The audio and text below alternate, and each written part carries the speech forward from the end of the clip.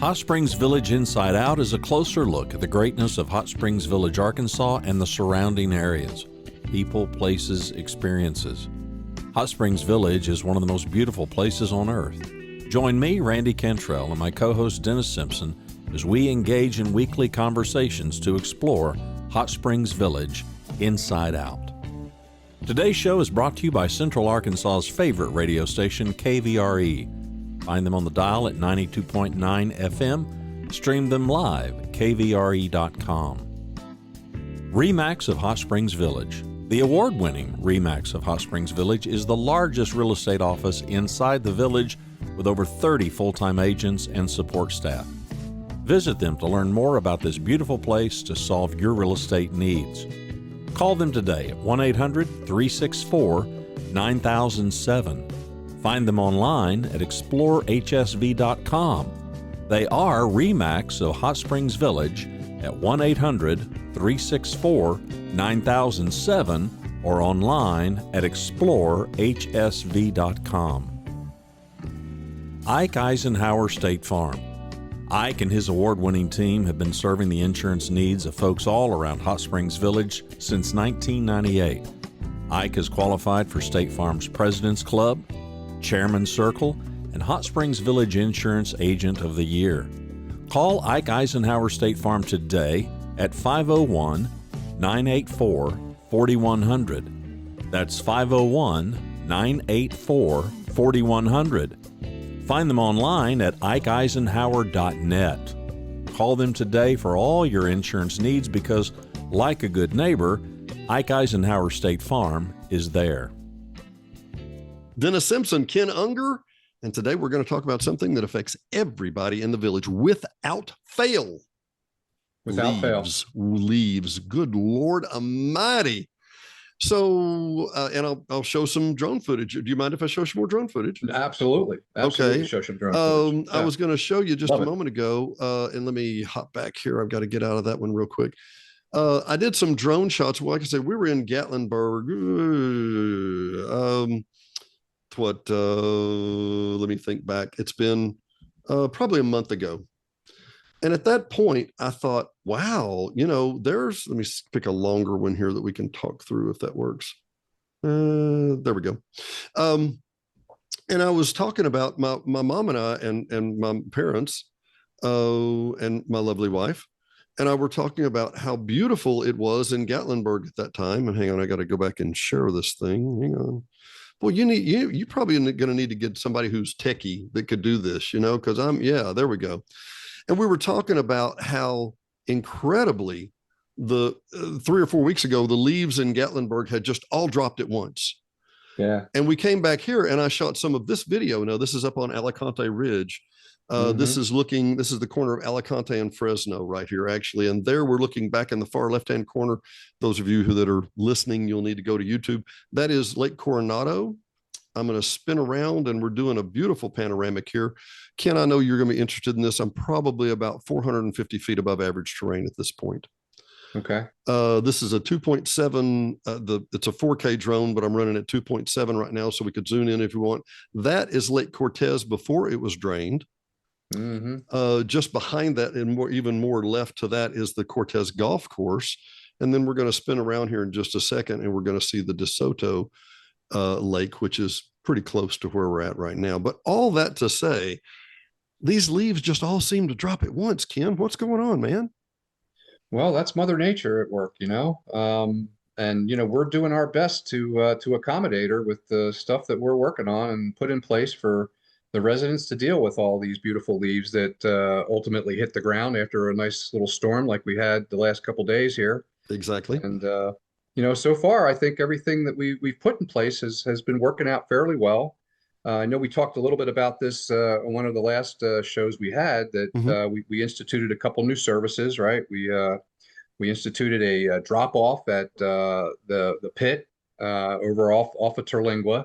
And we actually have that open 2 days a week now. And one day is courtesy of a volunteer. Bob Cunningham from the Public Service Committee is manning the facility from 8 to 11 on Mondays. And then I have one of our guys manning it on Fridays from 8 to 11. So, and in that service that we offer, you basically pay 50 cents a bag. You come, you bring it over, and you pay at the POA building. Bring your receipt over, and we have a spot for you to empty your leaves where we're going to do composting, and you can bring debris as well in a trash can and drop that off for 50 cents a container as well, and you know, leave, and you take your bags with you. Did you say leaf or leave? So yeah. Anyway, you leave with your bags, and you're all good. So it's 50 cents, and you know. Did I hear the word compost? Compost, yeah, yeah. So we are going to make an effort to do some composting, and that was kind of an interesting little twist there because you know, we actually have someone in the POA who's licensed to do composting in the recreation organization. So we're going to leverage her licensing while Todd gets his license. And you know, we probably won't even reach the thresholds for being licensed, but it's good to have somebody on staff that knows about it. And if you didn't notice, you know, right after Thanksgiving, we actually burned all of the debris that we accumulated this year over at that facility. We have an area where we burn. And our hope was that we were going to generate some ash, which is, you know, a component of composting. And I can tell you that stuff burnt to the ground. There was nothing left after we got done. I mean, now hang on. I heard on another media format that Todd got the liberty and the privilege of lighting the match to burn all that stuff. And I like Todd, but I think we need a lottery because I would like to set some stuff on fire soon too. I mean, that should be my privilege, right? Oh, it could be. Maybe we'll do a little drawing or something, and you know, see who's interested for you know, for a quarter a ticket or something. You know, we got to make money. I like that. A lottery, yeah. But I'll tell you what, it burnt. That thing burnt like I had never seen anything burned. I mean, within a day or two, all that stuff was nothing but flat rubbish. You know, really. And then we're talking stumps and everything else too, right? Everything, stumps, everything, trees, you know, trees, branches. It was just all gone. So well, and if you wonder why we have, I'm sorry. Go ahead. Well, I was going to say the good news is we burned everything down. The bad news is we don't have any ash to use with our compost. But you know, we'll figure it out. But yeah, so that's working really well. You can buy ash. I know we can buy some ash. We could buy some ash, and you know, frankly, we don't even need it. I mean, it's a nice added ingredient to it. But you know, we have stuff that's been composting we found at the pit for years that's been there. Really? And oh yeah. So it was covered up by weeds. You know. And that's one thing, you know, Todd, I tasked Todd with owning the facility over there because nobody really owned it. It just existed. Yeah. And you know, since he's taken ownership of it, it's totally different. It's organized. We found all kinds of stuff that we put to use, rocks, stones, slate, you know, and we found compost. So, you know, the golf and rec department have been using it, leveraging it. So it's really going to turn into a great operational facility for us, like I think it used to be years ago. Yeah. And for some reason, just fell off the radar. Nobody used it or was allowed to use stuff out of it. I don't know what the reasons were, but you know, we're putting it to use for the village, and it's a great spot for residents to be able to drop off their leaves on Mondays and Wednesdays. So I highly encourage you, and you know, and I'll just state this because, you know, one of the things that I'm tasked with is generating revenue, right? Right. And the POA generated revenue in ways, but what I discovered is it wasn't profitable revenue. It wasn't even breaking even revenue. Really? And yeah, and I think residents need to understand this. So the tag and bag scheme that was put into place at the beginning of the year. Yeah. You know, you had to buy 5 tags, but nobody said how many you were allowed to put out to pick up. So we literally go out and we pick up 1 or 2 bags at people's houses. Oh. Not right now per se because of the amount of leads, but we dispatch a truck and 2 people to go pick up, you know, in some cases 1 or 2 bags or 1 or 2 bundles at people's houses. And I did a little study, and we generated about 10,000 in revenue from that service. But guess how much it cost us to provide that service? 9,500, 10,500? No, almost $20,000 in costs. You're kidding. No, if you take Ken, just to be nosy, hasn't just nobody ever put a pencil to it before? I don't think so.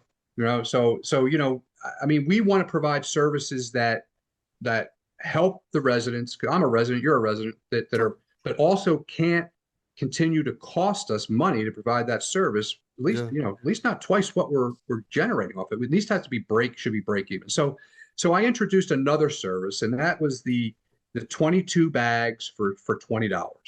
Okay. And people, you know, so far we've gotten some good feedback on it. It's worked for some people, but some people don't really get it. And that's one of the things that I wanted to talk about here. So, people are like, well, I don't have 22 bags. So I don't want to pay the $20 to put out, 10 or 15 bags. Don't want to Well, pay $20. Okay, I'm listening. Yeah, they don't want to pay $20 because they don't have 22 bags. But what they're missing is that the cost to do the tag and bag for them, that break even point is actually only about 10 bags.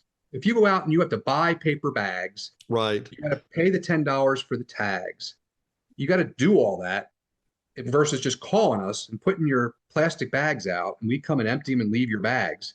The break even is more like 10 bags. Now, how many people don't have 10 bags, especially during this time of year, right? Or don't have a neighbor that doesn't have another 10 bags they need, right? That's right. That's right. So, so I tried to introduce a service that not only made economic sense to them, but gave them an advantage, gave them more, but people aren't really seeing that for some reason. So I'm trying to get the message out there that, it's not just the 20, you don't have to have 22 bags to make that service worthwhile for you. Yeah. If you like convenience, because you can, in plastic bags, you can actually leave them out for a little while at the side of your house before you bring them out to the road. They won't melt like the paper bags do. So my ask is to the community is do some numbers before it's a much better service, I think, in the long run for the residents. And frankly, it gives us the ability to at least break even, because if I go out, it costs us basically $400 to $500 a day to dispatch a crew to go out and pick up stuff all day long in the village between the salaries, the benefits, the gas, the wear and tear on the maintenance on the machine. Yeah. So, we're trying to come up with services that generate about $400 to $500.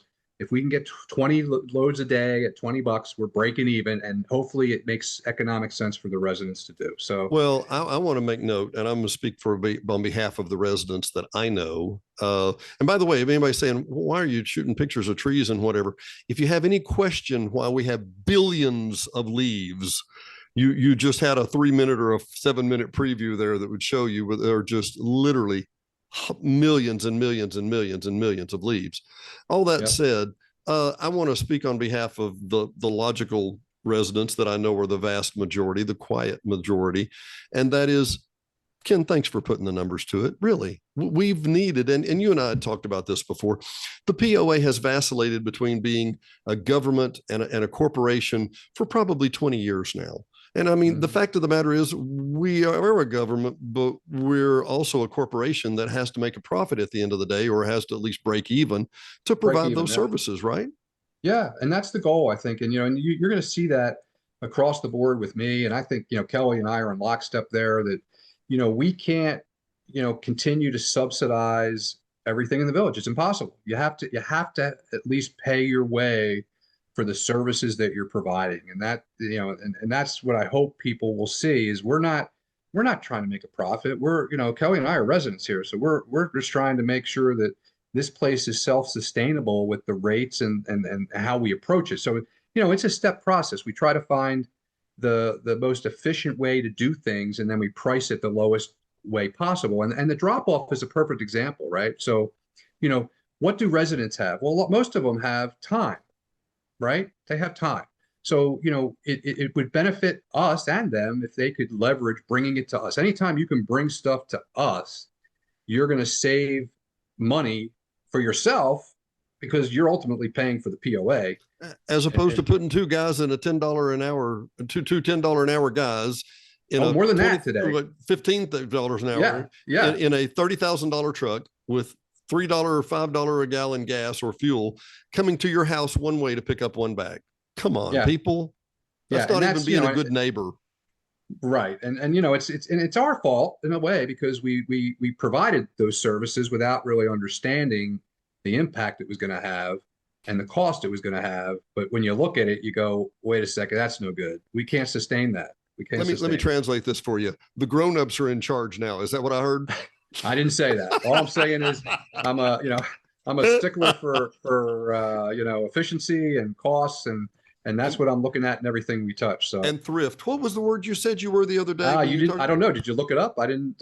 I'm not going to pronounce. I'm not going to look it up. I couldn't even spell it. How could I spell it? I don't know what it was. What's the word again? What's the word? Penurious. Penurious. Penurious. Yes. Penurious. That's with a P-E or P-I? With a P. Yeah. P-E. P-E. P-E. Okay. P-E-N. Okay. I want some of our I want some of our genius guests to look that up for me, or maybe I'll Google it. I'll use it. Has some Google bad Voice. connotations. I will say that. Okay. But I think in the context of what I'm putting it in, I think it kind of explains, why I'm approaching things the way I'm approaching. Well, and this is what people were saying about you, because you always pack your lunch and you are penurious. Is that right? I've been accused of being that. I don't know that I subscribe, but I am that. I'm frugal. I'm trying to be efficient. I want to make sure my money and your money is spent as wisely as possible, that we're not going into the hole every day, that we do something, because we can't survive that way in the long term, especially with the challenges that we have. And, Sure. We've talked about some of those, and so the goal is to hopefully, again, create services that are convenient for the community and at least break even for the cost that the POA, which is the community, has to bear in order to service the residents in there. So that money comes from somewhere. That's right. And it doesn't come from the state or federal, because we're gated. Yeah, So exactly. we're paying every dime. So what was it? Who was the guy? Was it Benny? It was on television in the old black and white days, and they were talking about how cheap he was. Yeah, I know who I can picture the face, but I can't remember the name. I'm sorry, it's the 5 years older than you or I both would know the name. But no, the reason I'm saying is because it used to be that was his running stint. His running joke was he was cheap. He was cheap. Yeah. People won't say they're cheap anymore. They just can't do that. Cheap to me means independence. That's what it means to me. So I don't, because I try to ensure I can live cheaply. I don't need things. I can, and then I can do things cheaply by virtue of the things I learn, the things I, take on. So, that's kind of how I deploy that word in my life. So I'm becoming a fan, Ken. I'm becoming a fan. and I'm the same way too. I think here's another phrase you haven't heard in 20 years: waste not, want not. That's right. How about that? That's one? Right. Yep. For Hot Springs Village Inside Out, I'm Dennis Simpson. He's Ken Unger with another episode. We love having you join us. Thanks, Ken. We'll talk to you soon. Talk to you later. Thanks for watching and listening to Hot Springs Village Inside Out, a weekly podcast starring Hot Springs Village, Arkansas. Visit the website at hotspringsvillageinsideout.com.